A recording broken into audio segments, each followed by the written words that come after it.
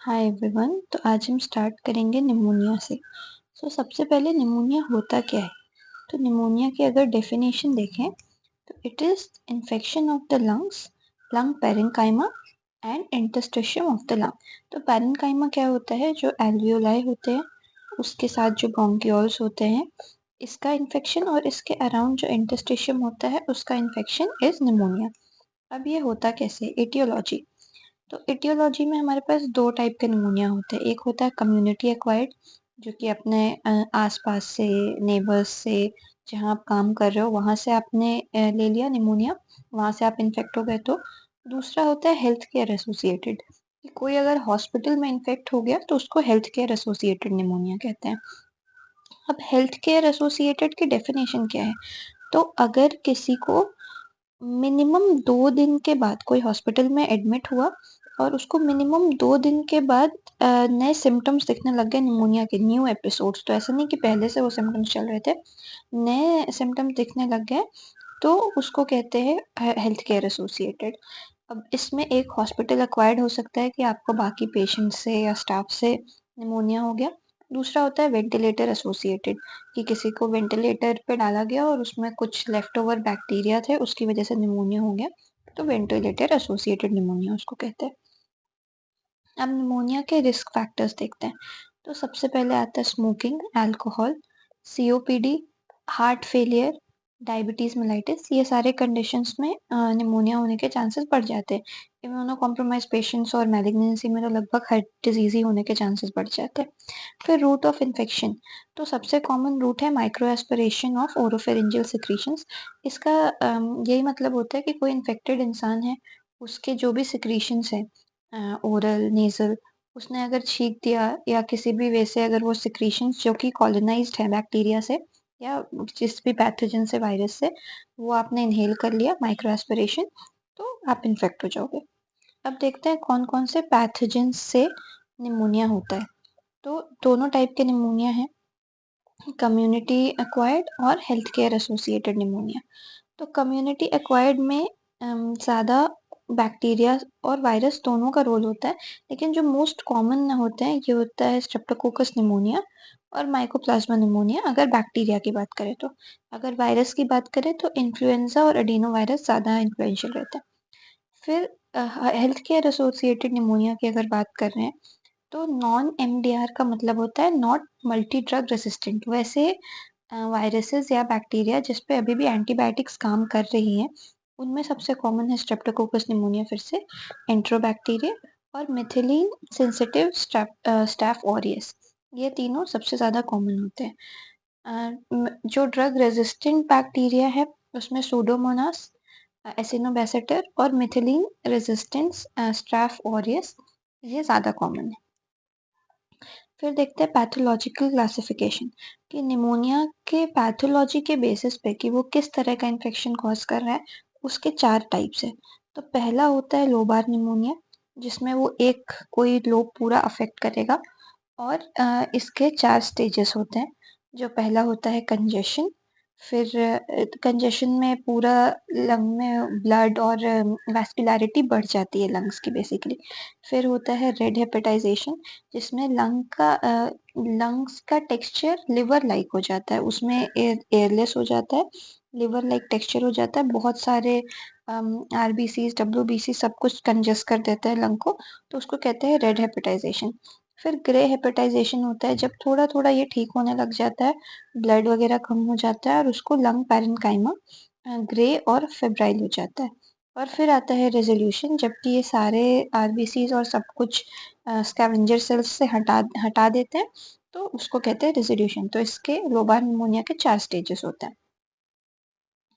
फिर बाकी के जो 3 टाइप के निमोनिया बचते हैं, पहला होता है ब्रोंको निमोनिया, मतलब दूसरा लोबार निमोनिया के बाद आता है ब्रोंको निमोनिया। तो ब्रोंको निमोनिया में एक से ज़्यादा लोब अफेक्ट होंगे, मेनली वो लोअर और पोस्टीरियर लोब्स जो होते हैं वो अफेक्ट होते हैं।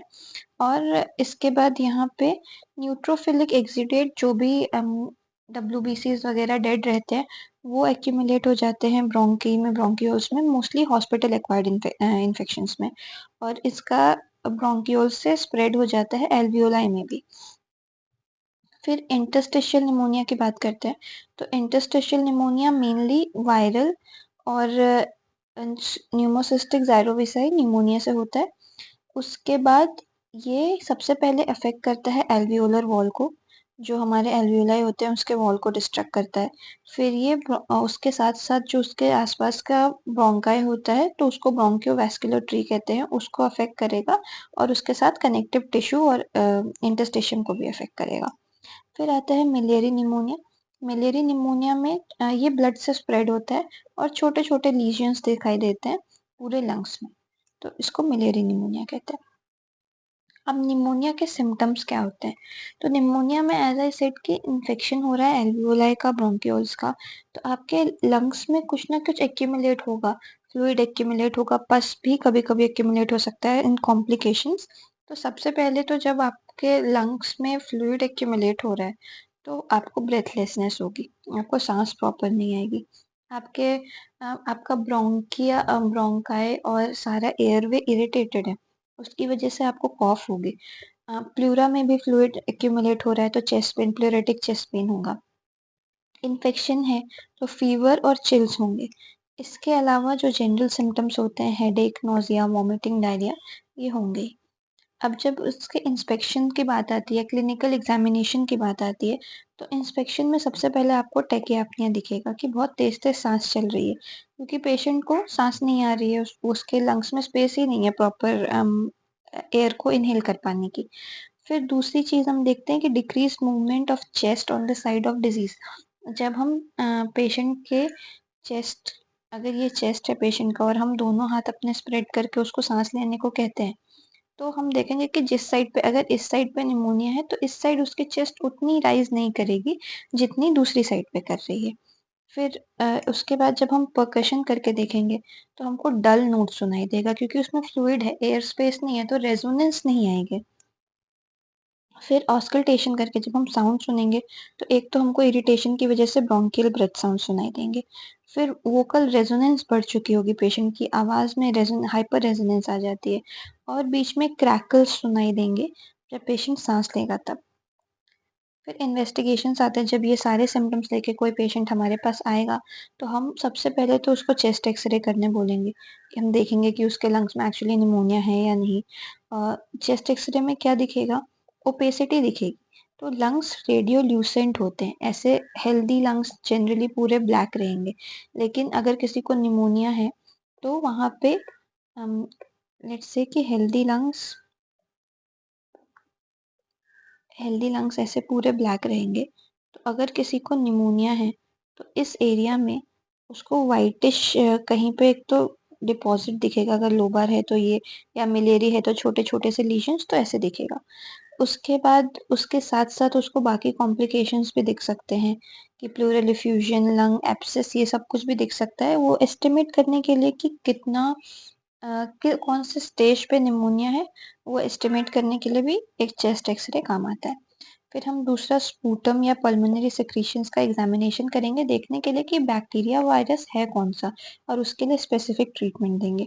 फिर हम ब्लड टेस्ट करेंगे, ब्लड टेस्ट या फिर उसका कल्चर, गैस एनालिसिस, ये सब कुछ कर सकते हैं। उसमें जो एक फीचर है कि न्यूट्रोफिलिक ल्यूकोसाइटोसिस सबसे ज़्यादा बैक्टीरियल में देखने को मिलता है, और ल्यूकोपेनिया यानी वाइट ब्लड सेल्स का कम हो जाना, वो वायरल एटियोलॉजी में ज़्यादा दिखता है।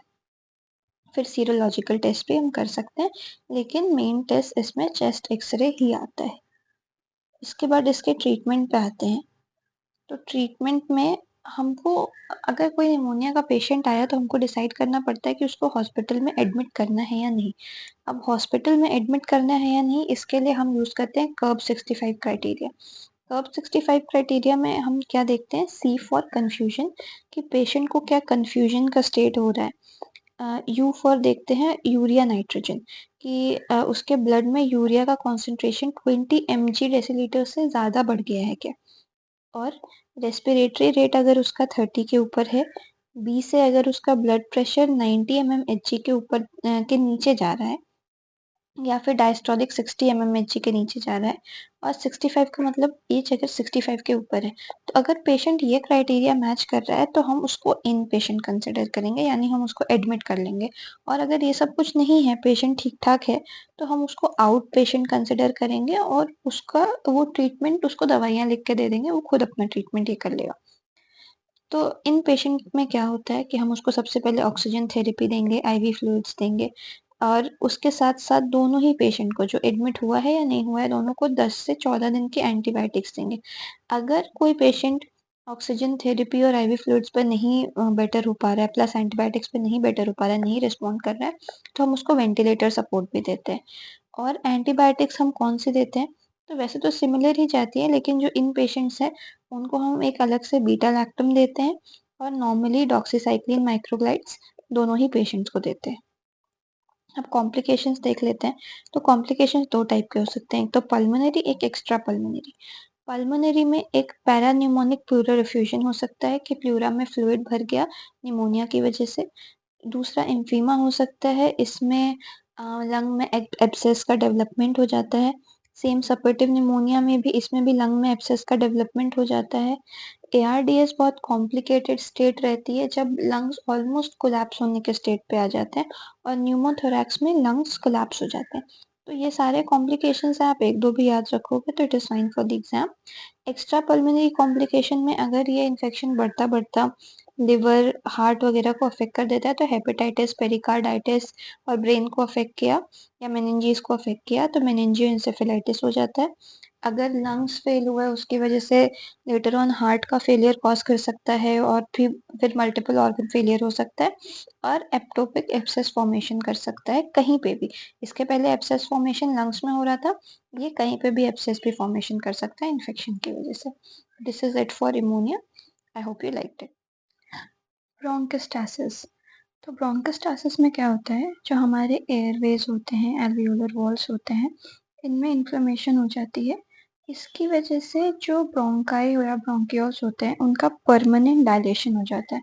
अब परमानेंट डायलेशन का क्या मतलब है कि वो अब इसमें इरिटेशन की वजह से या इन्फ्लेमेशन की वजह से वो अपनी इलास्टिसिटी लूज कर देते हैं। तो इसमें प्रॉपर एयर की फिलिंग नहीं हो पाएगी, वो वापस रिकॉइल नहीं कर पाएंगे, वो ढीले से पड़ जाते हैं ब्रोंकियोल्स। और उसके साथ साथ एल्वियोलर वॉल्स का और ब्रोंकियोलर वॉल्स का डिस्ट्रक्शन भी हो जाता है। इसका सबसे कॉमन कॉज क्या है? कॉमन कॉज है निमोनिया और ट्यूबरकुलोसिस। तो ये सेकेंडरी काइंड ऑफ डिजीज है जो निमोनिया और ट्यूबरकुलोसिस की वजह से होती है। अभी देखते हैं क्लिनिकल मैनिफेस्टेशंस। तो सबसे पहले क्या होगा, इसका सबसे बड़ा सिम्टम है कि एक पेशेंट को लगातार खांसी आ रही है और बहुत सारा स्पूटम आ रहा है बहुत लंबे समय से। उसके साथ साथ फीवर, वेट लॉस और हेमेप्टाइसिस यानी कि खून आना खांसी में, ये सिम्टम्स रहेंगे। जब इसका एग्जामिनेशन करेंगे हम पेशेंट का तो हमको क्लबिंग और अनीमिया भी देखने को मिलेगा। अब जनरली ये पेशेंट केवल इन सिम्टम्स के साथ साथ नहीं आते हैं, इनके साथ उनको निमोनिया या ट्यूबरकुलोसिस एज प्राइमरी डिजीज रहती ही है। इन्वेस्टिगेशन, तो हम इसको डिटेक्ट कैसे करेंगे? सबसे पहले तो हम चेस्ट एक्सरे देखेंगे कि चेस्ट एक्सरे में उनके साथ जो बाकी भी डिजीजेस हैं, ट्यूबरकुलोसिस या निमोनिया, वो भी डिटेक्ट हो जाएगा। फिर सीटी स्कैन हम करते हैं। सीटी स्कैन मेन टेस्ट होता है ब्रोंकोस्टासिस देखने के लिए कि कौन से वॉल की कंडीशन कैसी है वो देखने के लिए। फिर स्पूटम एग्जामिनेशन भी करते हैं जो कि ट्यूबरकुलोसिस और निमोनिया के ही टेस्ट के अंदर आता है, देखने के लिए कि कौन से बैक्टीरिया मेनली इन्फेक्ट कर रहे हैं। फिर ट्रीटमेंट पे आते हैं। तो ट्रीटमेंट के लिए जो भी अंडरलाइंग डिजीज है, ट्यूबरकुलोसिस है या निमोनिया है, पहले उसको ठीक करना पड़ेगा। तो उसके लिए हम एंटीबायोटिक्स देते हैं। अगर बहुत ज़्यादा फ्लूइड भर चुका है तो उसके लिए ड्रेनेज करते हैं और ब्रोंकोडायलेटर्स देते हैं। अब ब्रोंकोडायलेटर्स क्यों देते हैं? क्योंकि ब्रोंक्यूल्स तो ऑलरेडी वाइडेंड है। हम कह रहे हैं कि उनकी इलास्टिसिटी लूज हो गई है, डिजीज की डेफिनेशन ही यही है कि वो वाइडेंड है। तो ऑल्दो हमारे ब्रोंक्यूलर वॉल्स हैं वो वाइडेंड है, लेकिन उसके साथ साथ इसमें क्लियरेंस नहीं हो रहा है। यहाँ पे बहुत सारा म्यूकस एक्यूमुलेट हो जाता है जिसकी वजह से ब्रीदिंग में प्रॉब्लम होती है। तो हम ब्रोंकोडायलेटर्स देते हैं ताकि ये फर्दर वाइडन हो और ब्रीदिंग के लिए जगह बन पाए। ओके। फिर सर्जरी हम करते हैं जब बहुत ज़्यादा किसी को खून आने लगता है खांसी में, तो हम सर्जरी करते हैं और सर्जरी में जो एरिया बिल्कुल ही खराब हो चुका होता है उसको निकाल देते हैं। ताकि उनकी ब्रीदिंग कैपेसिटी पेशेंट की बेटर हो पाए। फिर कॉम्प्लिकेशंस में अमीलोडोसिस आता है, कोर पल्मोनरी आता है और एब्सेस बन सकता है कहीं और, मतलब इन्फेक्शन और बढ़ के कहीं और जाके एब्सेस बना सकता है, तो इसको कहते हैं ब्रोंकोस्टैसिस। Bronchial asthma. अस्थमा कैसे होता है? अस्थमा एक हाइपर सेंसिटिव रिस्पॉन्स होता है किसी भी नॉर्मल स्टिमुलाई का या एलर्जन का। जैसे एनवायरनमेंट में अगर पॉलन या बहुत सारे एलर्जेंस प्रेजेंट है तो एक नॉर्मल इंडिविजुअल को उससे प्रॉब्लम नहीं होगी, लेकिन एक अस्थमेटिक इंडिविजुअल को उससे एलर्जिक रिस्पॉन्स ट्रिगर हो जाएगा, जिसकी वजह से उसका ब्रोंको कंस्ट्रिक्शन हो जाएगा, यानी कि उसका ब्रोंकस कंस्ट्रिक्ट हो जाएगा और उसको सांस नहीं आएगी। इसको कहते हैं अस्थमा। अब इसमें इमीडिएट कंस्ट्रक्शन के साथ-साथ क्रॉनिक इन्फ्लेमेशन भी होता है। उस इसके पैथोफिजियोलॉजी को देखते हैं तो 2 टाइप का हो सकता है अस्थमा, एक एक्सट्रिंसिक और एक इंट्रिंसिक। एक्सट्रिंसिक सबसे ज़्यादा कॉमन होता है, जनरली बचपन से ही देखने को मिल जाता है, तो ऑनसेट चाइल्डहुड में होता है। और एटोपी यानी कि एक जेनेटिक टेंडेंसी होती है इन इंडिविजुअल्स में, उनके पेरेंट्स में या फैमिली में किसी में अस्थमा ऑलरेडी प्रेजेंट होता है, तो एटोपी प्रेजेंट होती है। जबकि इंट्रिंसिक एडल्ट्स में देखने को मिलता है, जनरली 40 प्लस एज में ये स्टार्ट होता है और जेनेटिक कोई टेंडेंसी नहीं होती है। एक बहुत मेजर डिफरेंस है कि एक्सट्रिंसिक एक्सटर्नल स्टिमुलाई से होगा, जैसे पॉलर्जन, डस्ट, एलर्जी, इससे होगा। इंट्रिंसिक इंटरनल फैक्टर से हो सकता है, स्ट्रेस, कोल्ड एयर, कोई भी रेस्पिरेटरी इन्फेक्शन, उसकी वजह से ये ट्रिगर हो सकता है। फिर स्किन एंटीजन टेस्ट इसमें पॉजिटिव आता है और इंट्रिंसिक में नेगेटिव आता है। सीरम आईजीई बढ़ जाते हैं एक्सट्रिंसिक में, इंट्रिंसिक में वो नॉर्मल रहते हैं। अब देखते हैं इसका मैकेनिज्म कि अस्थमा डेवलप कैसे होता है, क्योंकि वो समझना ज़रूरी है इसके आगे के ट्रीटमेंट को समझने के लिए। तो एटोपिक इंडिविजुअल जो सबसे कॉमन होता है, जहाँ पे जेनेटिक टेंडेंसी होती है, इसका एक बार एक्सपोजर हुआ, ये किसी भी पॉलन या जिसको भी एलर्जी इससे कॉज हो रही है, इसका एक्सपोजर हुआ। अब इसकी बॉडी ने उसके अगेंस्ट आईजीई बना ली कि बॉडी को एलर्जी लग रही है, तो उसने आईजीई बना ली, बॉडी सेंसिटाइज हो गई। अब जब दोबारा उसका एक्सपोजर होगा सेम एलर्जन में, तो बॉडी 2 टाइप के मैकेनिज्म से ब्रोंको कंस्ट्रक्शन करेगी। पहले टाइप 1 में क्या होगा, अगर आप यहाँ पे देखेंगे तो ये एलर्जिन है, इससे आईजीई बाइंड करेगी। आईजीई फिर जाके मास्ट सेल पे बाइंड करेंगे और मास्ट सेल ऐसे फट जाएंगे। मास्ट सेल फट जाएंगे तो वो रिलीज करेंगे ल्यूकोट्रिन्स और हिस्टामिन वगैरह। ये सारे केमिकल्स जाके बाइंड करेंगे ब्रोंकियोल्स पे या ब्रोंकस पे, और ये फिर सिग्नल करेंगे यहाँ के स्मूथ मसल्स को कि वो कंस्ट्रिक्ट कर जाएं, और फिर ब्रोंको कंस्ट्रिक्शन हो जाएगा। तो ये होता है टाइप 1 मैकेनिज्म, कि सबसे पहले एलर्जन और मास्ट सेल का इंटरेक्शन होगा, और इसको कहते हैं आईजीई डिपेंडेंट मैकेनिज्म, क्योंकि ये सारा मैकेनिज्म आईजीई करा रहा है। फिर वो हिस्टामिन और ल्यूकोट्रिन को रिलीज कराएगा और ब्रोंको कंस्ट्रिक्शन हो जाएगा। इन सब के बैकग्राउंड में टाइप 2 मैकेनिज्म चल रहा होता है, जिसमें इन सब की वजह से टी सेल्स एक्टिवेट हो जाते हैं, और टी सेल्स क्या करते हैं, क्रॉनिक इन्फ्लेमेशन, कि ये तो इमीडिएट रिस्पॉन्स आ गया बॉडी का अगेंस्ट द एलर्जन, लेकिन बैकग्राउंड में टी सेल्स हमेशा बॉडी को उन एलर्जन से लड़ने के लिए प्रिपेयर कर रहे हैं। तो उसके लिए वो क्या करते हैं, पैथोलॉजिकल चेंजेस करते हैं बॉडी में। पैथोलॉजिकल चेंजेस में क्या होता है, हाइपरप्लेजिया और हाइपरट्रॉफी, किसका, स्मूथ मसल्स का, यानी हमारे स्मूथ मसल्स मोटे होते जाएंगे, म्यूकस ग्लैंड्स और म्यूकस सिक्रीट करते जाएंगे बॉडी को प्रोटेक्ट करने के लिए उस एलर्जन से, और सब म्यूकस वेसल्स भी बढ़ते रहेंगे, साथ में म्यूकोजल एडिमा भी होगा और थिकनिंग ऑफ बेसमेंट मेम्ब्रेन। तो ये सारा इन्फ्लेमेटरी रिस्पॉन्स है जो कि बॉडी बैकग्राउंड में चालू रखेगा, ताकि हमारे बॉडी को उस एलर्जन से प्रोटेक्ट कर पाए। अब इसके क्लिनिकल फीचर्स देखते हैं। तो अस्थमा में क्लिनिकल अस्थमा 2 टाइप के हो सकते हैं, एक तो एपिसोडिक अस्थमा जिसको अस्थमैटिक अटैक कहते हैं, और दूसरा क्रॉनिक, कि जनरल थोड़ी सी जिसको अटोपिक इंडिविजुअल्स में नहीं होता है, कि सुबह-सुबह ज़्यादा छींक आने लग गई या सुबह-सुबह ब्रीदिंग में प्रॉब्लम हो गई, तो उसको कहते हैं क्रॉनिक, या जो लगातार रहेगा। और जो अस्थमैटिक अटैक आता है उसमें क्या फीचर्स होते हैं, इसमें एक तो होगा डिसएप्निया, कि सांस नहीं आएगी, कॉफ करेगा इंडिविजुअल, व्हीजिंग साउंड आएगा, जो कि बहुत कैरेक्टरिस्टिक फीचर होता है अस्थमा का। उसके बाद ये अटैक्स कुछ घंटों से लेकर दिनों तक चल सकते हैं, और पेशेंट जनरली इन अटैक्स के बीच में एसिम्प्टोमेटिक होता है, उसको कोई दिक्कत नहीं आती। जब हम उसका एग्जामिनेशन करेंगे पेशेंट का, तो सबसे पहले हमको तेज सांस और तेज धड़कन सुनाई देगी, टैकीएप्निया, टैकीकार्डिया। फिर ब्रेथ साउंड में हार्श और वेस्कुलर साउंड सुनाई देगा, और प्रोमिनेंट व्हीज जो कि कैरेक्टरिस्टिक फीचर है अस्थमा का, ये सुनाई देगी दोनों में, इनहेल करते वक्त भी और एक्सहेल करते वक्त भी प्रोमिनेंट व्हीज सुनाई देगी। अब इसके इन्वेस्टिगेशंस को देखते हैं। तो सबसे पहले इन्वेस्टिगेशन में हॉलमार्क क्या होता है अस्थमा का, कि एयर फ्लो का ऑब्स्ट्रक्शन है रिवर्सिबल। मतलब क्या कि अगर ये हमारे ब्रोंक्यूल्स है तो हवा आने और जाने दोनों में दिक्कत हो रही है, केवल एक तरफ की दिक्कत नहीं है। तो reversible air flow obstruction is the hallmark feature of asthma.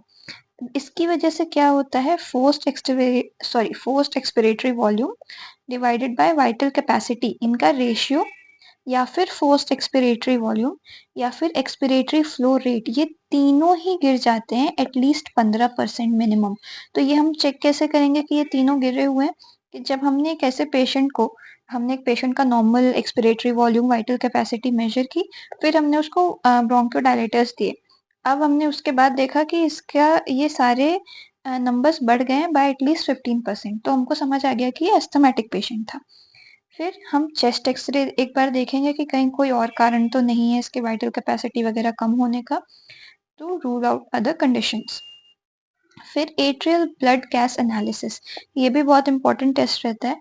ये हम क्यों करते हैं, अगर ऑक्सीजन का partial pressure less than 60 mmHg है, मतलब सिवियर ब्रोंको कंस्ट्रक्शन है और रेस्पिरेटरी फेलियर हो सकता है, और CO2 का पार्शियल प्रेशर भी कम होगा या फिर नॉर्मल कम होगा तो वो अस्थमा है, और अगर वो नॉर्मल और हाई है तो फिर रेस्पिरेटरी फेलियर होगा। मैनेजमेंट देखेंगे तो सबसे पहले मैनेजमेंट में कि जो भी एलर्जन है, पॉलन, डस्ट, इन सबको अवॉइड करना है। जनरली एस्थमेटिक पेशेंट्स को बाहर जाने से भी मना करते हैं। ड्रग थेरेपी में हम क्या क्या देते हैं, ड्रग थेरेपी में सबसे पहले तो जो क्रॉनिक है, परसिस्टेंट अस्थमा है, तो पेशेंट्स को हम देते हैं शॉर्ट एक्टिंग एड्रेनर्जिक ड्रग्स और लॉन्ग एक्टिंग एड्रेनर्जिक ड्रग्स। ये क्या करते हैं, हमारे स्मूथ मसल पे रिसेप्टर रहते हैं, बीटा रिसेप्टर और मस्करनिक रिसेप्टर। तो ये बीटा रिसेप्टर को जाके ब्लॉक कर देंगे, जहाँ से स्मूथ मसल्स को ये सिग्नल नहीं मिल पाएगा कि इनको कंस्ट्रिक्ट होना है। सेम मस्करनिक रिसेप्टर्स को भी ब्लॉक करने के लिए हम देते हैं आइप्राट्रोपियम ब्रोमाइड। तो ये जाके मस्करनिक रिसेप्टर्स को ब्लॉक कर देते हैं, और फिर बॉडी को ये रिस्पॉन्स नहीं, स्मूथ मसल्स को ये रिस्पॉन्स नहीं मिल पाता कि उनको कॉन्ट्रैक्ट करना है, तो ब्रोंको कंस्ट्रक्शन नहीं होगा। इसके अलावा हम स्टेरॉइड्स देते हैं। स्टेरॉइड्स इन जनरल इन्फ्लेमेशन को कम करेंगे, एडिमा वगैरह कम करेंगे, और इसके अलावा हम देते हैं ल्यूकोट्रिन मॉडिफायर और मास्ट सेल स्टेबलाइजर्स। तो ल्यूकोट्रिन मॉडिफायर्स, जो ल्यूकोट्रिन जाके हमारे ब्रोंक्यूल्स पे बाइंड कर रहे थे, ये ल्यूकोट्रिन बाइंड कर रहे थे ब्रोंको कंस्ट्रक्शन करने के लिए, तो ये यहाँ पे बाइंड नहीं करेंगे। और मास्ट सेल स्टेबलाइजर्स इस मास्ट सेल को फटने ही नहीं देंगे कि ल्यूकोट्रिन रिलीज ही ना हो। तो ये सारे ड्रग्स हम यूज करते हैं। अब इसका सीक्वेंस क्या होता है कि सबसे पहले तो हम शॉर्ट एक्टिंग एड्रेनर्जिक ड्रग्स देते हैं, जिसमें आता है सैल्ब्यूटामॉल और टेरब्यूटालीन।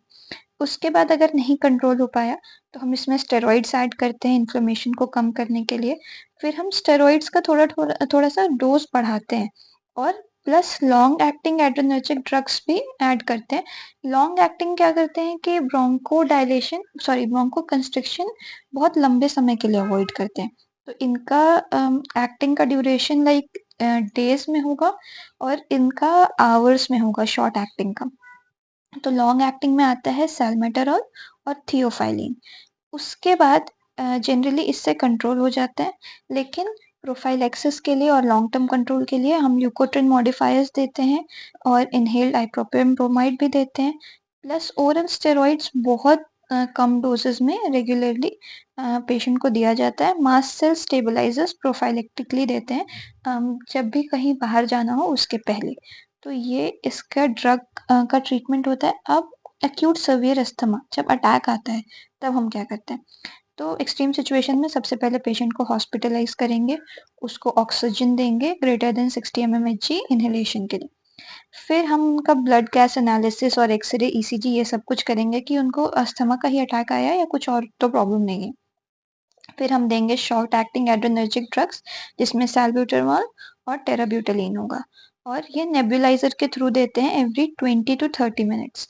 फिर सिस्टमिक स्टेरॉइड्स देंगे prednisolone 60 to 30 mg daily inflammation को कंट्रोल करने के लिए। इसके अलावा अगर पेशेंट को फिर भी रेस्पिरेशन में दिक्कत आ रही है तो वेंटिलेशन करते हैं, आईवी फ्लूइड्स देते हैं, और अगर कोई इन्फेक्शन प्रेजेंट है तो एंटीबायोटिक्स भी देते हैं।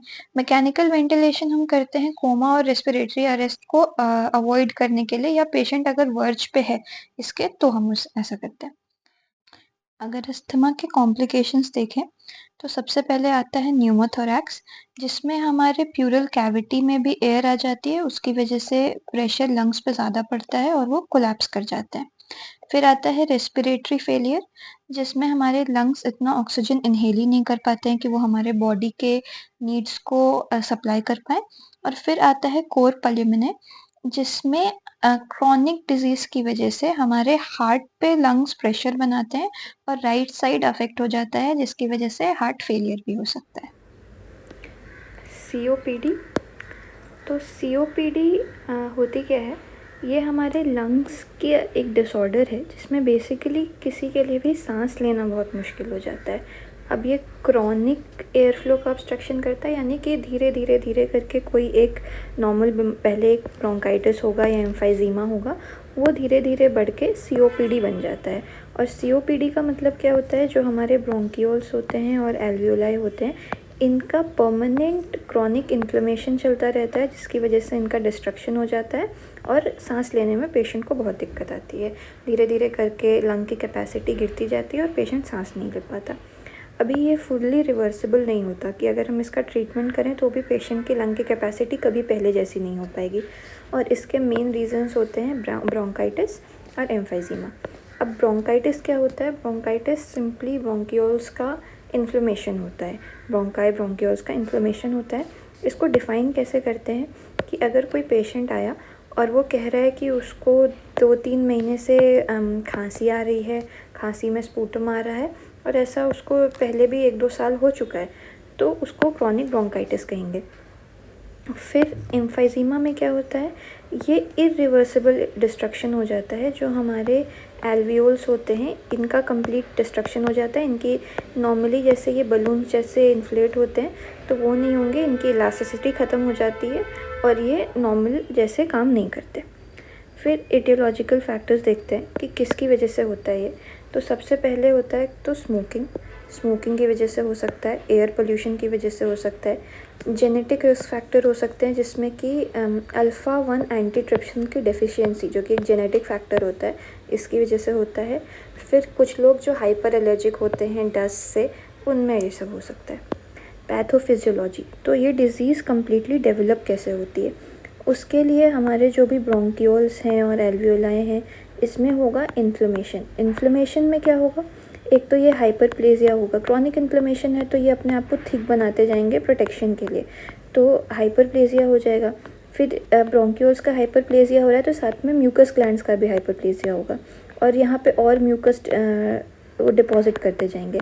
अब म्यूकस डिपॉजिट करेंगे तो उससे क्या होगा कि जो ब्रोंकियोल्स कभी हमारे जिसकी ओपनिंग इतनी बड़ी होती थी, वो म्यूकस डिपॉजिट करते करते उसकी ओपनिंग इतनी सी हो जाएगी, क्योंकि ये सारा एरिया म्यूकस और हाइपरप्लेजिया की वजह से ब्लॉक हो जाएगा। तो सबसे पहले हाइपरट्रॉफी और हाइपरप्लेजिया हुआ, फिर म्यूकोसिलरी क्लियरेंस कम हो जाएगा, यानी कि जो म्यूकस डेवलप होता था पहले वो क्लियर हो जाता था, अभी वो इतना ज़्यादा डेवलप हो रहा है कि वो क्लियर नहीं होगा। इसकी वजह से क्या होगा? ऑब्स्ट्रक्शन हो जाएगा, क्योंकि ये बहुत नैरो हो गया, और ऑब्स्ट्रक्शन की वजह से क्या होगा? इलास्टिक रिकॉइल लंग्स का बहुत कम हो जाएगा और एयर फ्लो प्रॉपर नहीं होगा। देखते हैं क्लिनिकल फीचर्स। तो सबसे पहले क्लिनिकल फीचर्स में आता है सिग्निफिकेंट साइन दिखेगा पर्स्ड लिप्स का, क्योंकि पेशेंट को सांस नहीं आ रही है। तो जैसे जब सर्दी में हमको सांस नहीं आती है, हमारा मुंह थोड़ा सा खुला रहता है, वैसे ही पेशेंट का मुंह भी थोड़ा सा खुला रहेगा, क्योंकि वो माउथ ब्रीदिंग करेंगे अपने इंस्पिरेशन को एक्सपैंड करने के लिए, बढ़ाने के लिए। तो पर्स्ड लिप्स रहेंगे। साथ में एक्सेसरी मसल्स, तो एक्सेसरी मसल्स मैंने यहाँ पे बनाए हैं, लेकिन वो होते जनरली एब्डोमेन के रीजन में है। तो एक्सेसरी मसल्स का वो यूज़ करेंगे इनहेल करने के लिए। तो ये दोनों साइन दिखते हैं। क्यों? उनके एक्सपिरेशन को इम्प्रूव करने के लिए, पेशेंट सांस ज़्यादा हवा अंदर लेने के लिए या छोड़ने के लिए ये साइंस देखने को मिलते हैं। फिर क्योंकि पेशेंट की एयर इनटेक की कैपेसिटी कम हो गई है तो O2 का एक्सचेंज कम होगा, उसकी वजह से साइनोसिस दिखेगा। उसके अलावा जो भी डिस्ट्रक्शन हुआ है एल्वियोलर डिस्ट्रक्शन हुआ है और जो भी ऑब्स्ट्रक्शन है ब्रोंकियोल्स में, उसकी वजह से क्या क्या होगा, उसकी वजह से सबसे पहले CO2 का रिटेंशन होगा, क्योंकि प्रॉपर एक्सचेंज नहीं हो पा रहा तो CO2 का रिटेंशन होगा और ये साइनोसिस भी दिखाएगा। उसके अलावा जो ब्रीदिंग साउंड्स होते हैं नॉर्मल वो कम हो जाएंगे, क्योंकि एयर फ्लो प्रॉपर नहीं हो पा रहा है। एयर फ्लो प्रॉपर नहीं हो रहा है यानी टर्बुलेंट एयर फ्लो है, इसकी वजह से ही वीजिंग भी साउंड सुनाई देगा। और प्रोलॉन्ग एक्सपिरेशन, इसी डैमेज की वजह से पेशेंट के एयर इनटेक और एक्सपायर दोनों करने की एबिलिटी गिरती है, तो इसी की वजह से प्रोलॉन्ग एक्सपिरेशन भी देखने को मिलेगा। फिर क्योंकि पेशेंट हमेशा ही बहुत ऐसे मेहनत कर रहा है सांस लेने के लिए, तो लंग्स पुश डाउन होंगे हमेशा ऊपर से, और उसकी वजह से क्या होगा कि डायफ्राम थोड़ा सा फ्लैटन हो जाएगा। तो जो लंग्स पुश डाउन होंगे और ज़्यादा एक्सपैंड होंगे उसको कहते हैं हाइपर इन्फ्लेशन ऑफ लंग, और जो डायफ्राम फ्लैटन होता है उसको कहते हैं हूवर्स साइन, ये देखने को मिलेगा। हाइपर इन्फ्लेशन की वजह से चेस्ट का शेप बैरल शेप्ड हो जाता है। बैरल इसकी ऐसा फैला हुआ सा थोड़ा सा शेप हो जाएगा चेस्ट का, तो इसको कहते हैं बैरल शेप्ड चेस्ट। और यहाँ पे जहाँ पे हार्ट और लिवर को होना चाहिए तो ये एरिया थोड़ा सा नीचे पुश हो जाता है। तो एक नॉर्मल डॉक्टर जब यहाँ पे स्टेथोस्कोप रख के चेक करेगा तो जो उसको हार्ट और लिवर का साउंड जो कि डल नोट होता है वो नहीं आएगा, क्योंकि अभी यहाँ पे लंग्स आ गए और काइंड ऑफ एयर आ गई, तो वो loss of cardiac and liver dullness इसको कहते हैं, क्योंकि लिवर और हार्ट नीचे पुश हो गए। इसके अलावा हार्ट पे क्या असर डालता है, तो यहाँ पे है हमारी पल्मोनरी वेन। अब पल्मोनरी वेन लंग्स में जा रही है लेकिन वहाँ पे उसका वेजो कंस्ट्रक्शन हो जा रहा है, क्योंकि ऑक्सीजन कम है। जहाँ पे ऑक्सीजन कम होता है आर्टरीज वेन्स अपने आप खुद को नैरो कर लेती हैं। अब वेजो कंस्ट्रक्शन हो गया तो इसमें हाइपरटेंशन हो जाएगा। हाइपरटेंशन होगा तो जो हमारा हार्ट है जो कि इसमें डीऑक्सीजनेटेड ब्लड पुश करता है, उसको यहाँ पे ब्लड को पुश करने में बहुत मेहनत लगेगी, तो उसकी वजह से क्या होगा, वेंट्रिकुलर हाइपरट्रॉफी हो जाएगी यहाँ पे, यानी कि वेंट्रिकल्स खुद को थिकन करेंगे, बहुत ज़्यादा उनको एफर्ट पड़ रहा है यहाँ पे खून को पुश करने के लिए, तो ये राइट हार्ट फेलियर का एक साइन दिखेगा इसमें। फिर इन्वेस्टिगेशन देखते हैं कि हम डिटेक्ट कैसे करेंगे कि पेशेंट को COPD ही हुआ है। सबसे पहले पल्मोनरी फंक्शन टेस्ट होता है। पल्मोनरी फंक्शन टेस्ट में क्या होगा कि जो भी पेशेंट की फोर्स्ड एक्सपिरेशन वॉल्यूम होता है या फोर्स्ड एक्सपिरेशन वॉल्यूम का वाइटल कैपेसिटी का जो रेशियो होता है, ये दोनों गिर जाएंगे और बहुत सिग्निफिकेंटली गिर जाएंगे, 80% और 70% ऐसे गिर जाएंगे, क्योंकि जो भी प्रॉब्लम हुई है उसका कोई रिवर्सल नहीं है। रिवर्सल एज इन जनरली किसी मेडिकेशन वगैरह की वजह से लंग की वो वापस से कैपेसिटी नहीं आ सकती। उसके बाद सेकंड हम देखेंगे चेस्ट एक्सरे, तो उसके कुछ सिग्निफिकेंट फीचर्स होते हैं। बुले दिखेंगे, यानी चेस्ट में ऐसे राउंड काइंड ऑफ एरियाज दिखेंगे जो कि रेडियो ओपेक होंगे, और हाइपर ट्रांसल्यूसेंट लंग फील्ड्स, यानी कम्प्लीटली जो रेडियो ल्यूसेंट रहता है लंग उतना रेडियो ल्यूसेंट नहीं रहेगा, कंप्लीट एयर वहाँ पे नहीं जाएगी, थोड़ा सा सॉलिड, हल्का सा सॉलिड टाइप का वाइटिश ज़्यादा दिखेगा।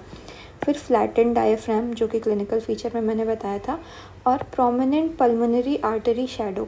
तो पल्मोनरी आर्टरी की शैडो क्यों प्रोमिनेंट हो रही है, क्योंकि उसमें भी हाइपरप्लेजिया हो रहा है, तो वो बहुत क्लियरली दिखेगा कि यहाँ पे वेसो कंस्ट्रक्शन है और हाइपरप्लेजिया हो रहा है।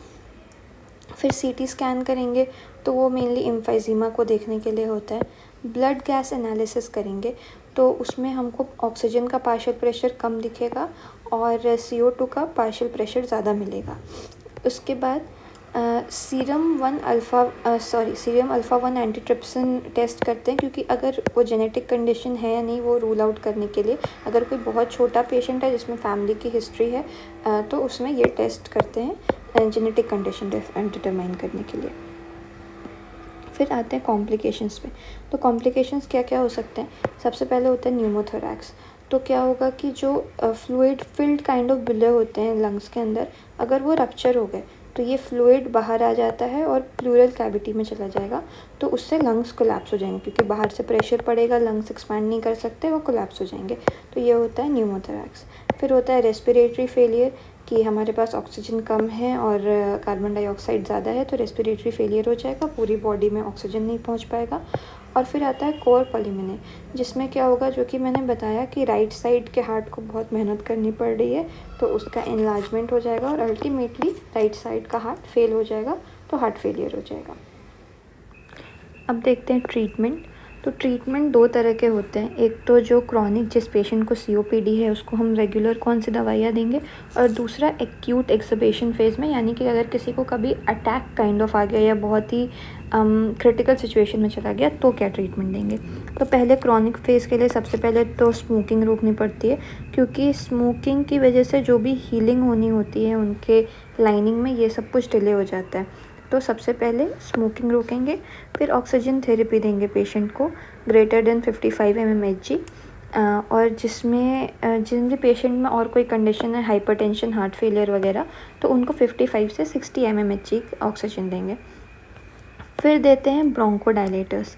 तो ब्रोंकोडायलेटर्स ऑल्दो वो सिम्टोमेटिक रिलीफ देंगे, क्योंकि वो कॉज को नहीं ठीक कर रहे हैं, लेकिन अगर मेरी ब्रोंक्यूल्स नैरो होके इतने हो गए, तो ब्रोंकोडायलेटर्स से वो थोड़ा सा एक्सपैंड होके मे बी इतना हो जाएगा, तो बेटर पेशेंट फील करेगा। जो हम अस्थमा में ब्रोंकोडायलेटर्स यूज़ करते हैं, आइप्रोटोपियम ब्रोमाइड, सैल्ब्यूटामॉल, सैलमेटारॉल, ये यूज़ करेंगे। फिर कॉर्टिकोस्टेरॉइड्स देंगे, तो इसकी वजह से थोड़ा सा जो भी अटैक्स आने की फ्रीक्वेंसी होती है, इन्फ्लेमेशन थोड़ा कम होगा, तो जो भी अटैक्स आने की फ्रीक्वेंसी हो सकती है वो कम होगी। एंटीबायोटिक्स देंगे कि जस्ट इन केस अगर कोई इन्फेक्शन वगैरह है तो वो और ना चीज़ों को ख़राब करें, उसके लिए। फिर पल्मोनरी रिहैबिलिटेशन, यानी जो एक्सरसाइजेज होती हैं कुछ ब्रीदिंग कैपेसिटी को इंक्रीज़ करने के लिए, वो पेशेंट को सिखाते हैं। और लंग वॉल्यूम रिडक्शन सर्जरी, इसमें क्या होता है कि अगर ये मेरा लंग है, लेट्स से कि इतने एरिया में बहुत मेजर डैमेज है, तो जो भी सर्जन होंगे वो इतना एरिया हटा देंगे। अब इतना एरिया हटाने से क्या होगा कि ये जो बाकी का मेरा थोड़ा ठीक ठाक लंग है, इसको एक्सपैंड करने के लिए थोड़ी ज़्यादा जगह मिलेगी, क्योंकि ये एरिया ऐसे भी काम नहीं आ रहा था ऊपर का, ये बस जगह ऑक्यूपाई कर रहा था, तो उसको हटा देने से ये बाकी का एरिया बेटर फंक्शन कर पाएगा। अब एक्यूट एक्सर्बेशन में क्या होता है, जब हमारे पास काइंड ऑफ अटैक आता है जिसको, तो फीवर होगा, ब्रेथलेसनेस और कॉफिंग बहुत ज़्यादा बढ़ जाएगी, बहुत ज़्यादा स्पूटम आएगा, और राइट हार्ट फेलियर भी देखने को मिल सकता है।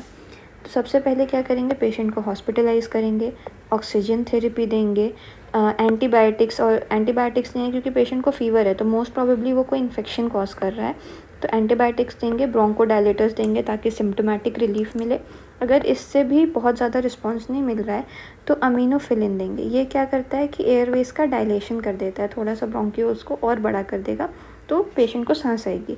और फिर जो भी इन्फ्लेमेशन को कम करने के लिए कॉर्टिकोस्टेरॉइड्स वगैरह पेशेंट को देते हैं, ताकि बेटर मैनेजमेंट हो पाए। Pleural effusion. तो प्लूरल इफ्यूजन में क्या होता है, ये अगर हमारे नॉर्मल लंग्स हैं तो इसमें होती है प्लूरा की मेम्ब्रेन, उसके ऊपर डबल लेयर्ड मेम्ब्रेन होती है, जिसके बीच में थोड़ा सा ल्यूब्रिकेटिंग फ्लूइड होता है और वो हमारे लंग्स को एक्सपैंड करने में हेल्प करती है। लेकिन जब प्लूरल इफ्यूजन होता है तो इस मेम्ब्रेन के बीच में वो ल्यूब्रिकेटिंग फ्लूइड के अलावा बहुत सारा फ्लूइड या ब्लड या लिम्फेटिक फ्लूइड डिपॉजिट हो जाता है, जिसकी वजह से लंग्स पे प्रेशर पड़ता है और हमारे लंग्स एक्सपैंड नहीं कर पाते, प्रॉपर वर्क नहीं कर पाते। तो इसकी डेफिनेशन अगर देखें तो excessive accumulation of fluid in the plural space, उसको प्लूरल इफ्यूजन कहते हैं। इस फ्लूइड को एम्फाइमा कहते हैं और वो फ्लूइड में ब्लड और लिम्फेटिक फ्लूइड भी हो सकता है। इसके अलावा इसके जो कॉजेज हैं वो है निमोनिया, ट्यूबरकुलोसिस, कार्डियक फेलियर और सिरोसिस, ये मेजर कॉजेज है। Pleural effusion is a secondary character of a disease. तो अगर किसी को निमोनिया हुआ तो प्लूरल इफ्यूजन होगा, it is not a disease in itself, it has a cause. फिर क्लिनिकल फीचर्स देखते हैं। तो सबसे पहले पेशेंट को प्लूरेटिक चेस्ट पेन होगा, बहुत कैरेक्टरिस्टिक चेस्ट पेन होता है, और कितना ज़्यादा फ्लूइड है उस पर डिपेंड करता है कि कैसा चेस्ट पेन और डिसैप्निया हो रहा है। डिसैप्निया यानी सांस नहीं आना। तो पेशेंट के ये दो मेन कैरेक्टरिस्टिक फीचर्स होंगे। फिर जब पेशेंट का एग्जामिनेशन होगा तो कुछ फीचर्स देखने को मिलेंगे, जैसे कि जो जिस साइड पे चेस्ट के फ्लूइड डिपॉजिट है, अगर ये चेस्ट है और अगर इस साइड के लंग्स में फ्लूइड डिपॉजिट है, तो पेशेंट जब सांस लेगा तो इधर की चेस्ट कम राइज करेगी कंपेयर टू इधर की चेस्ट, तो diminished movement on the side of the effusion. फिर जो हमारा मीडियस्टेनम होता है वो ऑपोजिट साइड पे शिफ्ट हो जाएगा। क्यों? क्योंकि ये हमारे लंग्स है और इधर अगर फ्लूइड जमा हो गया तो ये प्रेशर लगाएगा दूसरी साइड पे, तो हमारा मीडियस्टेनम दूसरी साइड पे शिफ्ट हो जाएगा। फिर जब हम परकशन करके देखेंगे तो हमको स्टोनी डल नोट सुनाई देगा। अब डल नोट कहाँ पे सुनाई देता है? सॉलिड ऑर्गन्स में। जहाँ पे एयर फिल्ड होती है वहां पे हमको हाइपर रेजोनेंस सुनाई देता है, लेकिन यहाँ पे एयर नहीं है, क्योंकि वहां पे फ्लूइड जमा हो गया है, तो हमको एक solid kind of dull note सुनाई देगा। और ऑस्कल्टेशन पे हमको ये ऑब्जर्व होगा कि ब्रेथ साउंड्स एब्सेंट है, क्योंकि एयर नहीं है, ब्रीदिंग प्रॉपर नहीं हो रही है, तो रिड्यूस और एब्सेंट ब्रेथ साउंड्स ऑस्कल्टेशन पे सुनाई देंगे। फिर इन्वेस्टिगेशंस देखता है, तो इन्वेस्टिगेशंस में सबसे पहले क्या करेंगे? चेस्ट एक्सरे लेंगे। लंग्स के कोई भी प्रॉब्लम होते हैं सबसे पहले चेस्ट एक्सरे लेते हैं, देखने के लिए कि वहाँ पे लंग्स में विजिबली क्या दिक्कत दिख सकती है। फिर अल्ट्रासाउंड कर सकते हैं। उसके अलावा अंडरलाइन वो हो किस वजह से रहा है, ट्यूबरकुलोसिस है या कोई और डिजीज है, उसके लिए भी चेस्ट एक्सरे देख सकते हैं। और जो प्लूरल फ्लूइड है उसका एग्जामिनेशन कर सकते हैं, तो कोई अगर मैलिग्नेंसी है तो बायोप्सी कर सकते हैं ऑब्वियसली, लेकिन उसके अलावा कोई इन्फेक्शन वगैरह है तो उसका कल्चर करके प्लूरल फ्लूइड को देख सकते हैं। फिर डिफरेंशिएट बिटवीन ट्रांसड्यूटिव एंड एक्सड्यूटिव एफ्यूजन, तो दो तरह के एफ्यूजन हो सकते हैं। अब उनमें डिफरेंशिएट करने के लिए हम लैक्टेट डिहाइड्रोजनेज और प्रोटीन का टेस्ट करते हैं प्लूरल फ्लूइड में। तो ये एग्जामिनेशन ऑफ प्लूरल फ्लूइड में ये भी आता है कि हम ये दो टेस्ट करके पता कर सकते हैं कि ट्रांसड्यूटिव ये प्लूरल एफ्यूजन है या एक्सड्यूटिव प्लूरल एफ्यूजन है। फिर मैनेजमेंट देखें, तो मैनेजमेंट में सबसे पहले तो हम लिक्विड को ड्रेन करेंगे वहां से। जो भी हमारे प्लूरल कैविटी में लिक्विड प्रेजेंट है उसको ड्रेन करेंगे तो पेशेंट को सांस लेने में आराम आएगा। उसके बाद उस फ्लूइड का एग्जामिनेशन करेंगे, जैसा कि अभी इन्वेस्टिगेशन में बताया। और उसके बाद कौन सी डिजीज निकलती है उसका ट्रीटमेंट करेंगे। और अगर बार बार एक्यूमुलेशन हो रहा है तो स्क्लेरोजिंग एजेंट डालेंगे प्लूरल कैविटी में, इसको कहते हैं प्लूरोडेसिस। अब स्क्लेरोजिंग एजेंट क्या होता है कि अगर ये मेरी डबल लेयर्ड मेम्ब्रेन है तो यहाँ पे इंजेक्शन से स्क्लेरोजिंग एजेंट डालेंगे और वो काइंड ऑफ इसको ऐसे डैमेज करेगा कि यहाँ पे फाइब्रस डिपोजिशन हो जाएगा, या वो रिपेयर करने के लिए यहाँ पे कोलेजन ऐसे बाइंड कर जाएंगे दोनों मेम्ब्रेन्स के बीच में, तो यहाँ पे फ्लूइड का डिपोजिशन नहीं हो पाएगा। तो इसके लिए स्क्लेरोजिंग एजेंट का यूज करते हैं। ट्यूबरकुलोसिस, तो ट्यूबरकुलोसिस ह्यूमंस में one of the most common infection होता है, बहुत बड़ी, लगभग 1/3 ऑफ द वर्ल्ड्स पॉपुलेशन इससे अफेक्टेड है। इसको कॉज करने वाले ऑर्गेनिज्म होते हैं माइकोबैक्टीरियम ट्यूबरकुलोसिस। अब इसके दो वेरिएंट्स होते हैं, एक होता है बोविस, एक होता है अफ्रीकाना। तो बोविस मेनली कैटल्स में मिलता है और अफ्रीकाना ह्यूमंस में मिलता है। और जब ये लंग्स को इन्वॉल्व करता है, यानी लंग्स में ट्यूबरकुलोसिस कॉज करता है, तो उसको कहते हैं पल्मोनरी ट्यूबरकुलोसिस। तो इसका पहला साइट ऑफ इन्फेक्शन हमेशा लंग्स होता है, लेकिन उसके बाद ये बढ़ सकता है, दूसरे ऑर्गन्स को भी अफेक्ट कर सकता है। अब इसका रूट ऑफ ट्रांसमिशन देखते हैं। तो रूट ऑफ ट्रांसमिशन, कोई इन्फेक्टेड इंसान है, उसने अगर छींका, उन ड्रॉपलेट्स को किसी नॉर्मल इंसान ने इनहेल किया, उससे स्प्रेड होता है। तो inhalation of aerosolised droplets nuclei from an infected person. अब पैथोजेनेसिस ये डेवलप कैसे होता है? सबसे पहले किसी ने वो ड्रॉपलेट्स इनहेल कर लिए, फिर वो कॉज करेगा क्रॉनिक इन्फ्लेमेशन लंग्स में, ऑफ कोर्स जो पहला साइट है। और जब क्रॉनिक इन्फ्लेमेशन कॉज करता है तो ग्रैन्युलोमा बनता है। ग्रैन्युलोमा क्या होता है? एक सेंटर है जहाँ पे बैक्टीरिया है। अब उसको कंटेन करने के लिए बॉडी यहाँ पे नेक्रोसिस कर देता है, और उसके अराउंड उसको प्रोटेक्ट करने के लिए बहुत सारे सेल्स रहते हैं, एपिथेलॉइड सेल्स और भी बहुत सारे रहते हैं, टी सेल्स, जो कि इस एरिया को कंटेन करने के लिए रहते हैं, ताकि नेक्रोसिस इससे ज़्यादा स्प्रेड ना हो और बैक्टीरिया उससे ज़्यादा स्प्रेड ना हो। इसको कहते हैं गॉन्स कॉम्प्लेक्स, ये बना देता है। फिर अगर ये कम्प्लीटली हील हो गया तो ठीक है, लेकिन अगर ये कम्प्लीटली हील नहीं हुआ, या रीएक्टिवेट हो गया कभी जब पेशेंट बीमार है या उसका इम्यून सिस्टम प्रॉपर काम नहीं कर रहा, तभी अगर ये कभी रीएक्टिवेट हो गया तो क्या क्या हो सकता है। अब उसमें हो सकता है प्रोग्रेसिव पल्मोनरी ट्यूबरकुलोसिस, जो इन्फेक्शन है उसका ही प्रोग्रेशन होगा, आगे बढ़ता जाएगा। फिर होता है मिलियरी ट्यूबरकुलोसिस, ये भी लंग्स को ही अफेक्ट करता है लेकिन इसका फॉर्म थोड़ा अलग होता है, और डिसेमिनेशन इन सेम और ऑपोजिट लंग्स, यानी कि वहां से स्प्रेड होके ये उस लंग को ही और ज्यादा कवर कर सकता है या फिर ऑपोजिट लंग में भी स्प्रेड हो सकता है। उसके अलावा ये क्या कर सकता है, अगर ये हील नहीं हुआ तो ट्यूबरकुलस लिम्फ नोड को कंप्रेस कर सकता है, लिम्फ नोड को अफेक्ट कर सकता है, जैसे कि यहाँ पे है, और वो फिर किसी ब्रोंकाई को जाके कंप्रेस कर देगा जिससे पूरे लंग का कोलैप्स हो सकता है। और उसके अलावा अगर ये पेरिकार्डियम में पहुंच गया तो पेरिकार्डाइटिस कर सकता है। अब इसके लिए प्रीडिस्पोजिंग फैक्टर्स क्या होते हैं, सबसे पहले यंग एडल्ट जो टीनेजर्स होते हैं, टीन्स और ट्वेंटीज में, जो अर्ली ट्वेंटीज में लोग होते हैं, वो ज़्यादा ससेप्टेबल होते हैं इसके लिए। फिर किसी इन्फेक्टेड इंसान के आप कांटेक्ट में आए तो आप ओवर क्राउडेड प्लेस में रहते हो तो ऑफकोर्स वहाँ पे बैक्टीरिया का सर्वाइव करना आसान होता है। Same with poor housing conditions, और स्मोकिंग, सिगरेट, बीड़ी, इम्यूनो कॉम्प्रोमाइज्ड इंडिविजुअल्स और लोअर्ड इम्यूनिटी, ये सब बैक्टीरिया को बेटर हैबिटेट प्रोवाइड करते हैं ग्रो करने के लिए। अब इसके क्लिनिकल फीचर्स देखते हैं। तो ये जो भी पर्पल कलर से लिखा है ये वो चीज़ें हैं जो बॉडी में हो रही हैं, उसका बैक्टीरिया का काइंड ऑफ इफेक्ट है, और उसकी वजह से कौन से क्लिनिकल फीचर्स देखने को मिलते हैं ये ग्रीन कलर में।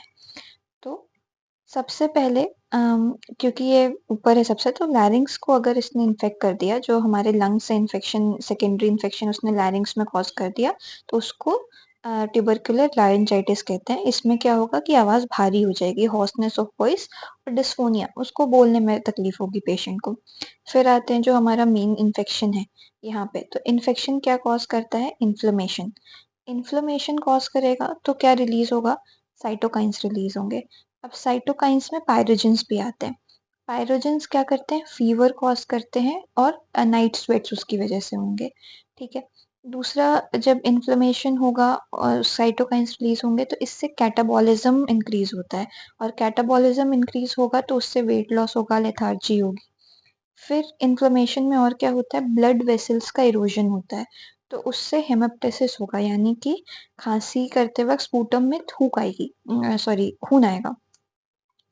तो यहाँ पे और जब ये हील हो जाएगा इन्फेक्शन तो वो कैविटेशन कर सकता है। तो इन टोटल इन्फ्लेमेशन या इन्फेक्शन से 4 चीज़ें हो रही हैं। सबसे पहले कैटाबॉलिज्म हुआ, उसकी वजह से वेट लॉस हो रहा है।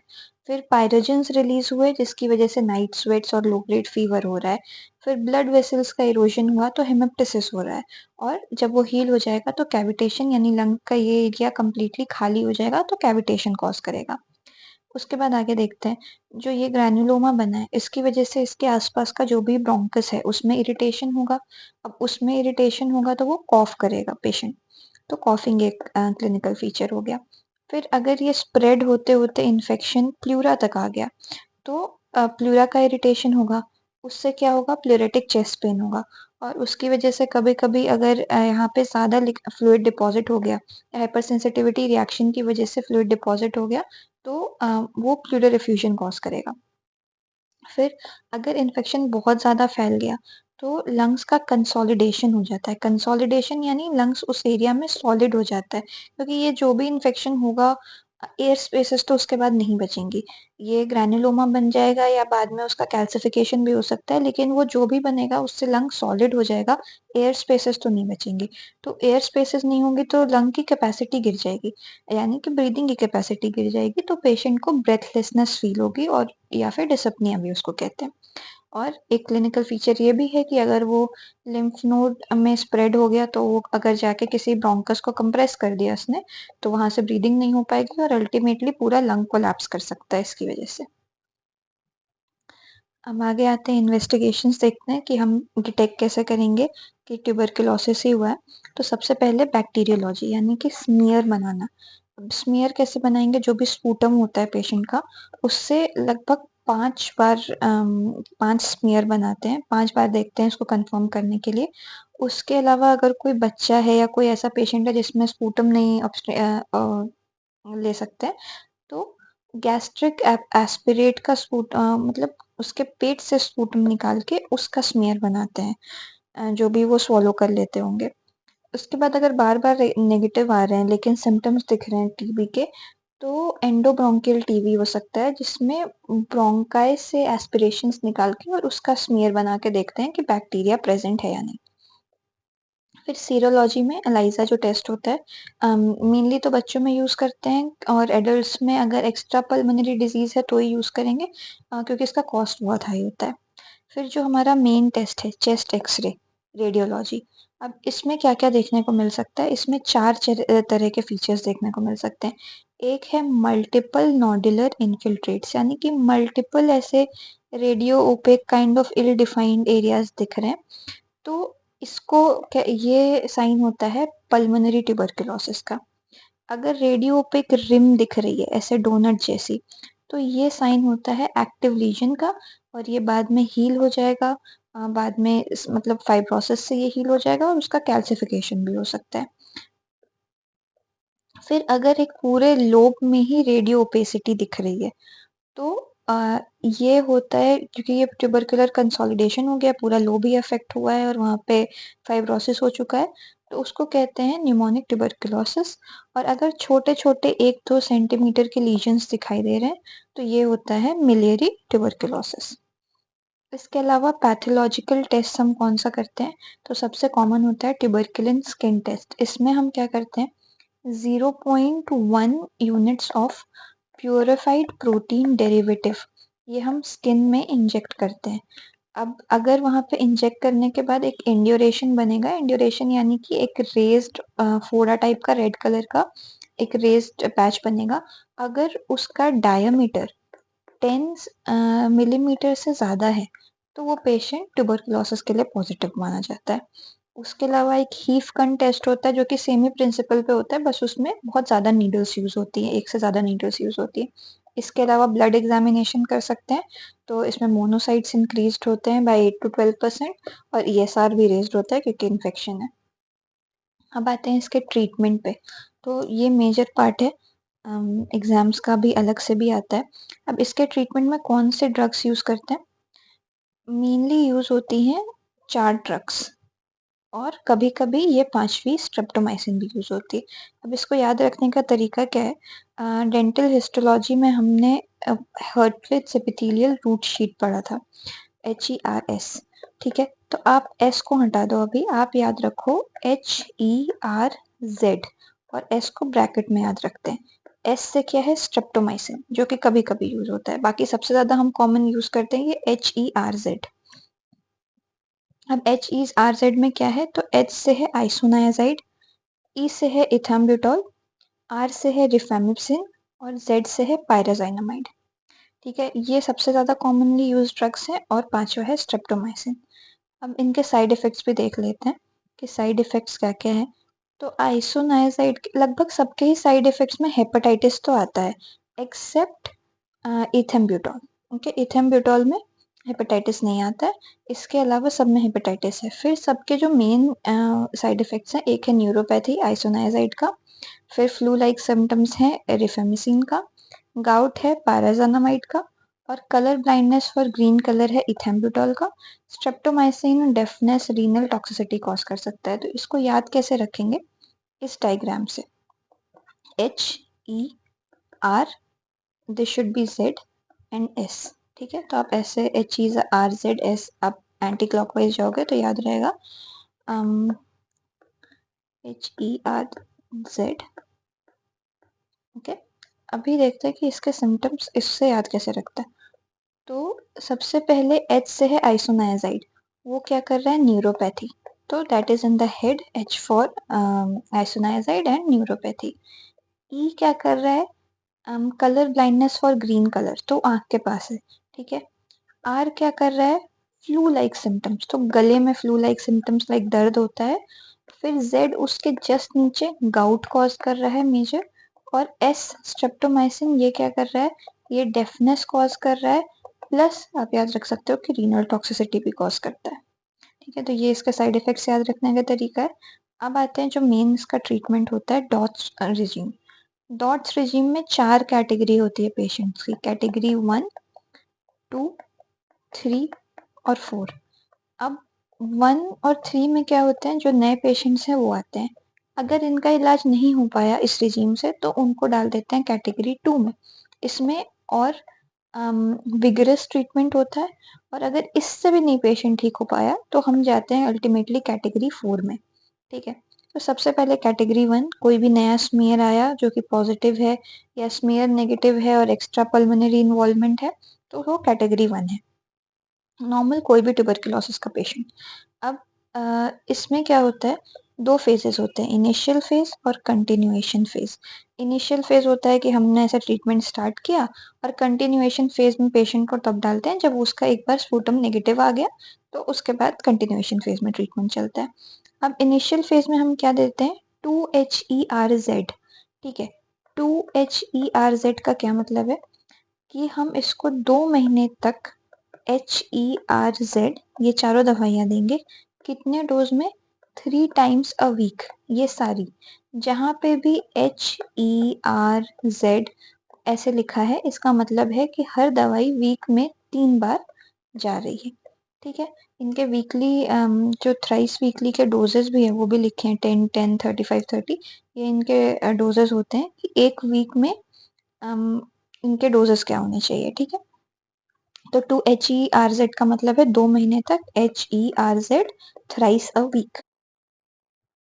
सबसे पहले कोई पेशेंट आया हमारे पास, वो पॉजिटिव है, अब हम उसको लेंगे 2HERZ, मतलब 2 महीने के लिए HERZ पे हम उसको रखेंगे। ठीक है, 2 महीने के बाद हमने उसका वापस से स्पूटम चेक किया, वो आया अगर नेगेटिव तो ठीक है, पेशेंट ठीक हो गया, उसको हम डाल देंगे कंटिन्यूएशन फेज में।